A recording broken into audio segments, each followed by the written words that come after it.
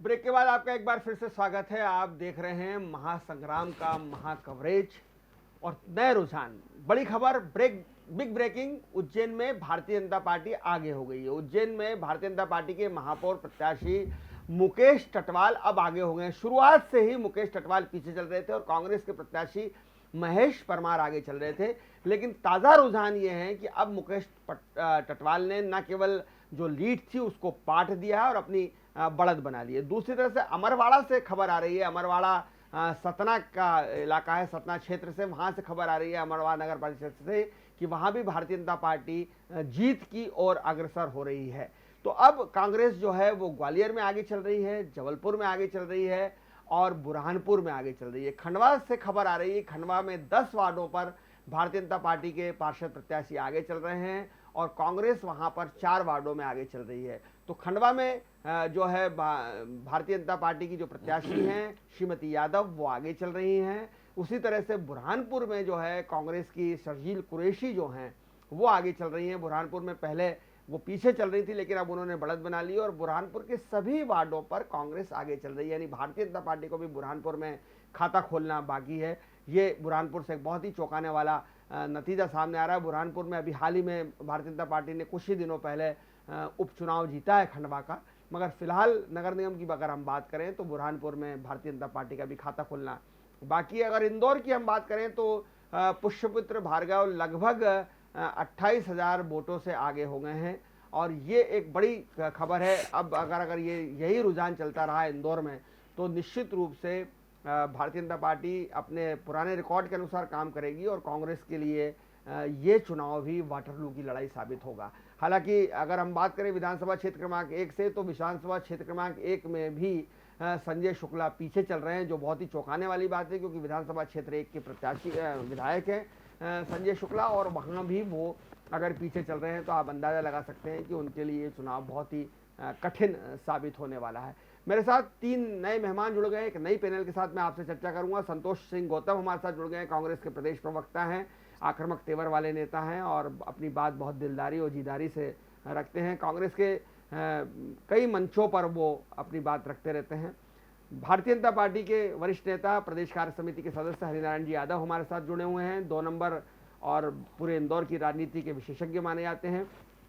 तीसरे हमारे विशेषज्ञ हैं स्थानीय स्वशासन विषयों को समय समय पर सामाजिक मंचों पर उठाने वाले, प्लेटफॉर्म पर रखने वाले, पेशे से सिविल इंजीनियर हैं, आर्किटेक्ट हैं, लेकिन नगर की राजनीति से परे वो नगर के विकास को लेकर अपने महत्वपूर्ण सुझाव देते रहते हैं। अतुल शेठ, आपका स्वागत है। गुजराती समाज के भी बड़े पदाधिकारी हैं, आप तीनों का बहुत स्वागत है।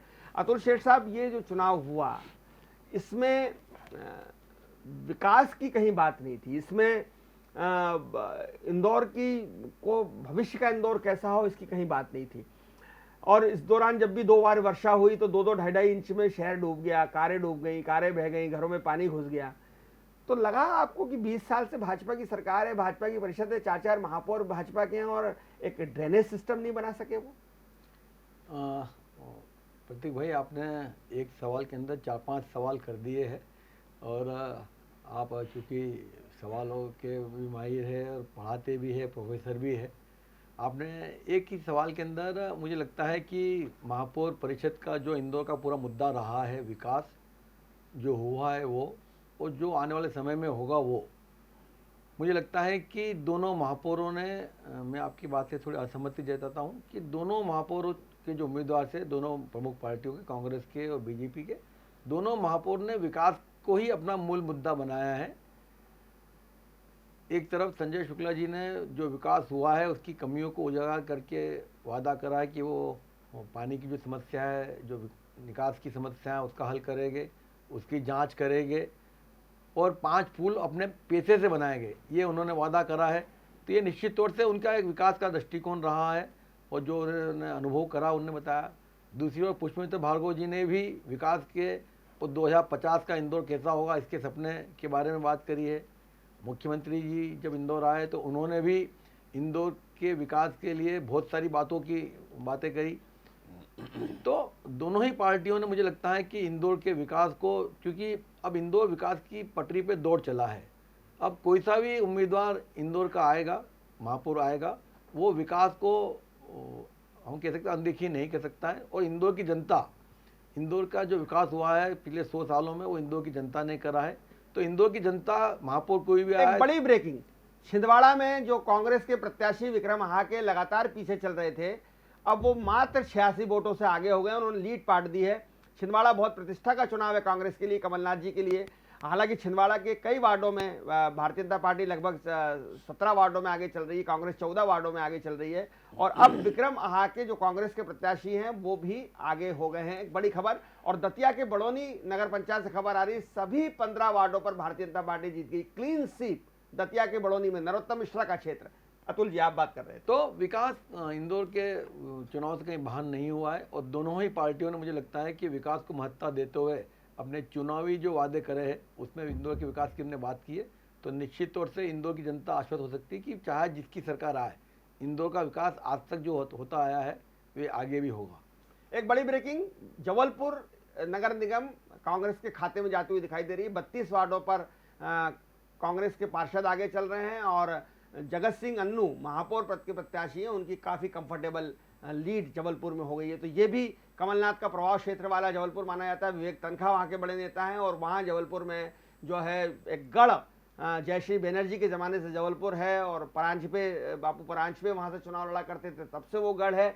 वो गढ़ एक तरह से भारतीय जनता पार्टी का ढहता हुआ दिखाई दे रहा है। संतोष गौतम, दो बड़ी खबरें आपके लिए, एक तो छिंदवाड़ा से आप आगे हो गए, जबलपुर में काफ़ी कंफर्टेबल हो गए, और लेकिन इंदौर में आप वैसा नहीं कर पा रहे हो। इंदौर को लेकर आपने बहुत बड़े बड़े दावे हमारी चैनल पे किए थे और दूसरी जगह भी किए, आपके लगातार सोशल मीडिया पर आपके दावे थे, वो दावे जमीन पर उतरते हुए दिखाई नहीं दे रहे इंदौर में। देखिए प्रतीक जी, अभी शायद 3 या 4 राउंड की जो मतगणना हुई है उसके आधार पर पूरे नतीजों का आकलन करना मुझे लगता है कि अभी 34 राउंड हैं। तो मैं समझता हूं कि इतनी जल्दी अभी नतीजों का आकलन हमें नहीं करना चाहिए। और मुझे अभी भी पूरा विश्वास है कि संजय शुक्ला ने जिस तरीके से विकासोन्मुखी वादे किए और जिस प्रकार से जनता को अपने विकास का विजन बताया, जैसे कि अभी आपने कहा कि चुनाव के प्रचार के दौरान विकास के मुद्दे गायब थे, ऐसा नहीं था। संजय शुक्ला ने कहा कि प्राथमिक आवश्यकता जो जनता की है वो पानी की है, उसको सबसे पहली प्राथमिकता के रूप में रखूंगा। 24 घंटे पानी उपलब्ध कराना मेरी प्राथमिकता चाह रहा हूं कि संजय शुक्ला अपने ही विधानसभा में क्यों पीछे हो गए? नहीं, मैं वही कह रहा हूं प्रतीक जी कि अभी तो बहुत ही शुरुआती मतगणना हुई है, तो इसके आधार पर अभी ये कहना कि वो 1 नंबर विधानसभा से पीछे रहेंगे,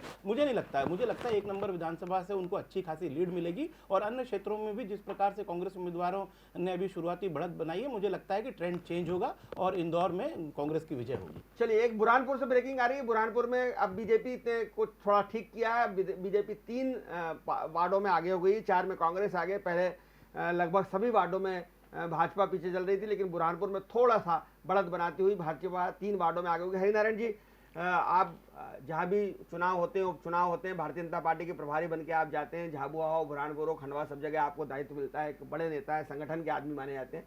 इंदौर की जो आप रणनीति पर्दे के पीछे से बना रहे थे, रमेश मेंदोला चुनाव संचालक थे, कैलाश जी स्टार प्रचारक थे, आपकी एक भूमिका पर्दे के पीछे थी। क्या समीकरण गणित है आपका? आपने जो कैलकुलेशन किया चुनाव के खत्म होने के बाद, जो बुधवार आपने समीकरण किया, मैं जानता हूं आप बुधवार एक्सपर्ट हैं, क्या बुधवार आपके अंदाज है? देखिए प्रतीक जी, सबसे पहले मैं कहूँगा कि भारतीय जनता पार्टी विकास का एक पर्याय है। और इंदौर शहर ने, मध्य प्रदेश में भी जो आंकड़े आप देख रहे हैं, जो आ रहे हैं, परिणाम जो आ रहे हैं, वो इस बात का प्रतीक है कि भारतीय जनता पार्टी विकास में विश्वास रखती है। रहा प्रश्न, आप जब इंदौर की बात कर रहे हैं, तो इंदौर में 2000 में कैलाश विजयवर्गीय भारतीय जनता पार्टी के महापौर बने थे और उस समय इंदौर नगर निगम की स्थिति ये थी, क्योंकि कैलाश जी मेरे मित्र हैं और मुझे बहुत अच्छी तरह से वो बात ज्ञात है कि उस समय इंदौर नगर निगम के पास तनख्वाह बांटने के पैसे नहीं हुआ करते थे। बाकी कैलाश विजयवर्गीय इंदौर शहर के महापौर बने और कहते हैं ना, इच्छा शक्ति हो, और भारतीय जनता पार्टी के कार्यकर्ताओं में इच्छा शक्ति होती है और विकास करने का जो जुनून रहता है, उसके कारण उन्होंने उस भारतीय जो इंदौर नगर निगम की जो उस समय नगर निगम थी, उस समय तनख्वाह के पैसे नहीं होते, बाकी उनके जो इच्छा शक्ति थी, उसके बाद जो विकास इंदौर शहर का बढ़ा, सुनिए, इंदौर शहर का विकास बढ़ा, मैं वहीं से आना चाह रहा हूँ कि जो विकास बढ़ा, उसके बाद निरंतर आज जो भारतीय जनता पार्टी की इंदौर और मध्य प्रदेश में विकास की स्थिति है बहुत स्पष्ट है। जहाँ तक आपने पूछा कि आपकी जो रणनीति क्या थी, रणनीति बहुत स्पष्ट है कि भारतीय जनता पार्टी हर वार्ड में आपने देखा होगा कि जहाँ भी वार्ड में भारतीय जनता पार्टी का उम्मीदवार पार्षद होता है उसमें प्रतिस्पर्धा होती है, काम की प्रतिस्पर्धा होती है कि मैं और क्या अधिक से अधिक कर सकता हूँ। और उसके कारण जहाँ भी वार्डों में अब ये जरूर रहा कि कुछ जगह कुछ सबके कार्य करने की क्षमता एक समान नहीं होती है और उसके कारण कुछ पार्षद उतना नहीं कर पाए तो कुछ दिक्कतें आई। बाकी जहाँ तक बहुत स्पष्ट इंदौर शहर में था कि भारतीय जनता पार्टी की जीत सुनिश्चित है। एक नई खबर ब्रेकिंग हमारे पास आई है, इंदौर की ब्रेकिंग है। पहले राउंड की अधिकृत घोषणा हुई है, हालांकि अनधिकृत रूप से तो पुष्पमित्र भार्गव लगभग 28,000 वोटों से आगे चल रहे हैं, लेकिन पहले राउंड की जो अधिकृत घोषणा हमारे सामने आई है उसके मुताबिक भाजपा के प्रत्याशी पुष्पमित्र भार्गव ने 1741 वोटों से पहला राउंड जीत लिया है। तो ये एक बड़ी खबर ब्रेकिंग की, 1741 पहले राउंड की अधिकृत घोषणा और उसमें 1741 की जीत। लेकिन अनधिकृत जो हमारे संवाददाता वहां से नेहरू स्टेडियम से हमको समाचार भेज रहे हैं उसके मुताबिक लगभग 28,000 की बढ़त पुष्पमित्र भार्गव की हो गई है। तो कांग्रेस ग्वालियर में बढ़त बनाकर चल रही है, जबलपुर में बढ़त बनाकर चल रही है और बुरहानपुर में बढ़त बनाकर चल रही है। आपकी जो बढ़त है वो सिंगरौली में चल रही है। अतुल जी, क्या आपने मध्य प्रदेश में एंट्री डाल दी है? आप सिंगरौली में उसके पार्षद भी आगे चल रहे हैं, उसकी महापौर भी आगे चल रही है और पहले पंजाब में भी आपने जो है वो नगर पालिका नगर निगम के चुनाव जीते और फिर सरकार में आ गई।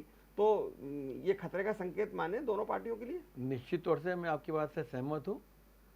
क्या है कि अभी हम जो देखते हैं कि एक पक्ष के रूप में बीजेपी ने अपना जो स्थान बनाया है, वहीं विपक्ष के रूप में आज भी जनता को तलाश है और विपक्ष जनता जो चाहती है कि एक अच्छा विपक्ष हो, लोकतंत्र के लिए बहुत ज़रूरी है कि पक्ष और विपक्ष मजबूत हो। तो मुझे ऐसा लगता है कि मध्य प्रदेश के अंदर आपने जो एंट्री करी है और इवन इंदौर के अंदर भी इस बार आपने जो उम्मीदवार अपने उतारे हैं, शायद जीतेंगे भले नहीं, मगर हर वार्ड के अंदर जहाँ जहाँ उन्होंने उतारे है, मुझे लगता है कि 500 से लेकर 1,500-2,000 वोट 3,000 वोट तक वो ले जा सकते हैं। और ये जो हारने जीतने का अंतर होगा बीजेपी कांग्रेस के पार्षदों का, उससे ज़्यादा वोट वो प्राप्त करेंगे। तो हम कह पाएंगे कि आपने अपनी उपस्थिति इंदौर में और मध्य प्रदेश में दिखाई है और आने वाले समय में दोनों दलों को अपनी रणनीति बनाते वक्त आपकी रणनीति को भी ध्यान में रखना होगा, ऐसा मुझे लगता है। संतोष, ये कांग्रेस के पार्षद अच्छा कर रहे हैं। पिछली बार तो आपके 15 पार्षद थे, 2-3 निर्दलीय बाद में आपको सपोर्ट करने लगे थे जो अल्पसंख्यक थे, तो 18 मान लें। लेकिन इस बार ऐसा लग रहा है कि 20 से 25 पार्षद आपकी बहुत फाइट में हैं और वो आगे बढ़ते हुए दिखाई दे रहे हैं। तो ये इसको लेकर आपका क्या आकलन है? निश्चित रूप से प्रतीक जी, मैं इस चैनल पर पहले भी कह चुका हूं कि कांग्रेस ने इस बार बहुत दमदारी से चुनाव लड़ा है और जिस प्रकार से उम्मीदवारों का चयन हुआ था वो भी बहुत अच्छा हुआ था। तो मैं समझता हूं कि इस बार मेरा जो अनुमान है वो ये अभी भी ये है कि 30 से अधिक पार्षद कांग्रेस के जीतेंगे और संजय शुक्ला भी इस चुनाव को जीतेंगे, क्योंकि हमने देखा कि भारतीय जनता पार्टी के जो प्रमुख कार्यकर्ता थे वो भी पुष्पमित्र भार्गव के लिए इतने सक्रिय नजर नहीं आ रहे थे और कांग्रेस के जबकि सब लोग एकजुट थे। तो अभी जो शुरुआती रुझान है मैं इसको परिणाम नहीं मानता हूं और अभी मानता हूं कि कांग्रेस की बहुत अच्छी स्थिति इंदौर में रहेगी। यादव जी, 2-3 पुराने नतीजों पर अगर मैं बात करूं कि 4 नंबर में जो 69 नंबर वार्ड था है 69 नंबर वार्ड मालनी गोड़ का गृह क्षेत्र, वहां बहुत आश्चर्यजनक रूप से शिखा मधुसूदन भालिका जो कांग्रेस की उम्मीदवार है वो आगे हो गई। चंदू शिंदे जैसा हैवीवेट लीडर जो है राजू भदौरिया, शिंदे आगे हो गए हैं। चंदू शिंदे की क्या सूचना है आपके पास? मेरे कहे कि 200 वोट्स के करीब आगे हैं। चंदू शिंदे भी पीछे रहकर अब आगे हो गए हैं। क्या होता है कि कई जगह कई वार्डों में ऐसी स्थिति रहती है, जैसे आपने विधानसभा में मऊ का देखा होगा, मऊ के परिणाम जब आते हैं तो शुरुआती परिणाम में आता है कि भारतीय जनता पार्टी पीछे चलती है पहले दौर में, उसके बाद भारतीय जनता पार्टी जो बढ़त बनाती तो बढ़त बनाए रखती, शहर वहाँ भी हो जाती, फिर जब ग्रामीण पेटियां खुलती है तो उसमें हो जाता। तो वैसे ही उस वार्ड में भी हुआ होगा चंदू शिंदे जी के कि कुछ ऐसा वार्ड आ गया होगा कि जिसमें कहीं एक मोहल्ला ऐसा कांग्रेस, तो इसके कारण वो पीछे हो गए। बाकी बाद में चंदू शिंदे ने संभल गए और जहां आप बता रहे हैं 4 नंबर विधानसभा 69 वार्ड, तो उसमें भी मुझे ऐसा लग रहा है कि जिस प्रकार से भाई साहब बोल रहे हैं तो यह प्रारंभिक परिणाम है, तो उसमें भी कुछ परिवर्तन होने की संभावना है। संतोष, ये अगर हम बात करें कि छिंदवाड़ा में शुरुआती दौर में भी भाजपा का आगे होना, विक्रम आगे का पीछे होना, अभी विक्रम 86 वोटों से आगे हुए हैं और अभी भी भाजपा के वार्ड ज़्यादा चल रहे हैं। कमलनाथ जी के अपने ही गृह जिले में, नकुलनाथ की जगह में अगर इस तरह के भी भाजपा प्रयास कर रही है तो ये तारीफ काबिल तो है, आपकी बधाई तो बनती है भाजपा वालों को। नहीं, देखिए क्या है कि भारतीय जनता पार्टी, मैंने अभी फिर वो बार बार वो उस बात को रिपीट कर रहा हूँ कि अभी शुरुआती रुझान है, लेकिन एक चीज़ प्रतीक जी मैं कहना चाहता हूँ आपके चैनल के माध्यम से कि कांग्रेस ने कल अपनी प्रेस कॉन्फ्रेंस में भोपाल में ये कहा है कि 200 शिकायतें कांग्रेस की तरफ से चुनाव आयोग को हुई, लेकिन कांग्रेस ने अधिकृत रूप से ये कहा है कि चुनाव आयोग भारतीय जनता पार्टी के अनुषंगिक संगठन के रूप में काम कर रहा था, जैसे कि ये एक चुनाव के पहले जाने हार मान ली क्या? नहीं, मैंने हार नहीं मानी है। मैंने ये कहा है कि चुनाव आयोग ने हमारी एक भी बात नहीं सुनी और उसके तो इसका कहने का मेरा मतलब है कि चुनाव आयोग भारतीय जनता पार्टी को किस तरीके से फेवर कर रहा है, लेकिन उसके बावजूद कांग्रेस का जो उम्दा प्रदर्शन है यह आगे भविष्य का संकेत है कि मध्य प्रदेश में कांग्रेस किस तरीके से उभर कर आ रही है। 200 शिकायतों में से एक पर भी संतोषजनक कार्रवाई चुनाव आयोग ने नहीं की है। क्या यह चिंता का विषय नहीं है लोकतंत्र के लिए? मैं ये कहना चाहता हूं उसके बावजूद कांग्रेस ने जिस तरीके से अपना प्रदर्शन किया है वो काबिले तारीफ है और जो 2023 के पहले भारतीय जनता पार्टी के लिए खतरे की घंटी। अतुल सेठ जी, आप कुछ कहना चाह रहे हैं? मैं संतोष जी ने जो बात कही है कि चुनाव आयोग का मामला, तो मुझे लगता है इंदौर के अंदर अगर मैं बात करूं तो दोनों ही दलों ने, भारतीय जनता पार्टी और कांग्रेस ने अपना अपना विरोध दर्ज कराया है बहुत सारी शिकायतों को लेकर। एक आम नागरिक के रूप में मैं एमआईजी क्षेत्र में रहता हूं, तो इस बार वास्तव में वोटिंग लिस्ट के अंदर बहुत सारी गड़बड़ियां दिखी है और दोनों ही पार्टी का कहना ये है कि ये जो गड़बड़ियां हुई है वो उनको हानिकारक है।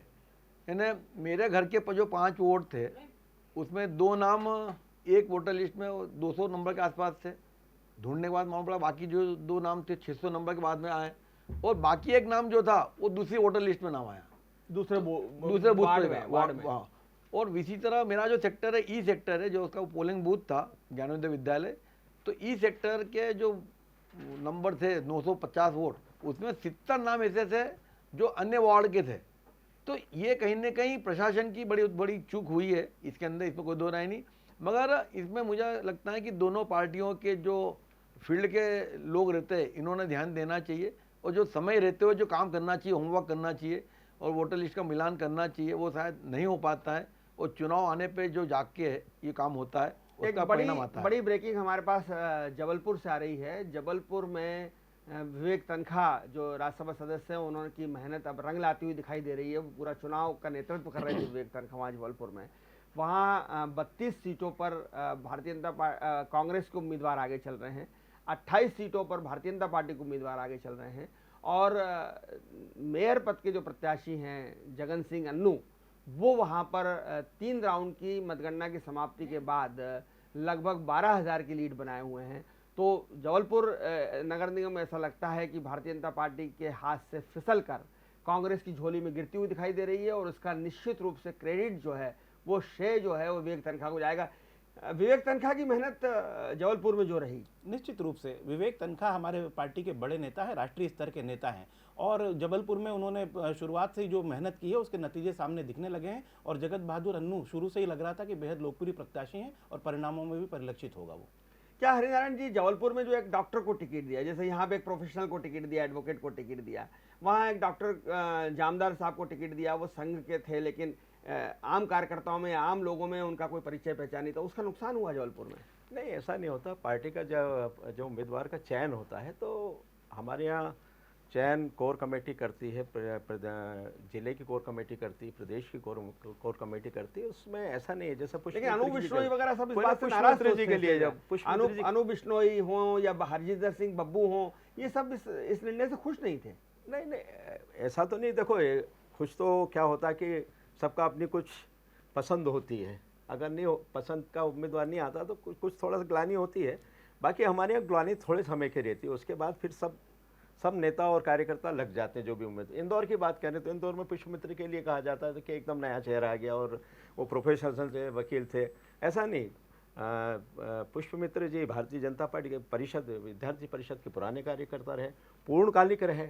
आसाम जैसे क्षेत्र में जाके उन्होंने पूर्णकालिक 4 वर्ष उन्होंने पूर्णकालिक समय दिया, तो वो भी भारतीय जनता पार्टी के ही कार्य, हमारे अनुशासनिक संगठन के ही कार्यकर्ता हैं। लेकिन जबलपुर में जो है विवेक तनखा का जो मेहनत है वो भारतीय जनता पार्टी भारी दिखाई दे रही है। राकेश सिंह, देखिए, अब कांग्रेस में तो क्या होता है कि नेताओं के हिसाब से उम्मीदवार का चयन होता और उनको प्रतिष्ठा मिलती, उस कांग्रेस को नहीं मतलब रहता है कि आपने कहा कि एक छोटा सा ब्रेक के तुरंत बाद हाजिर होंगे नई खबरों के साथ, नए रुझान के साथ, नए परिणामों के साथ।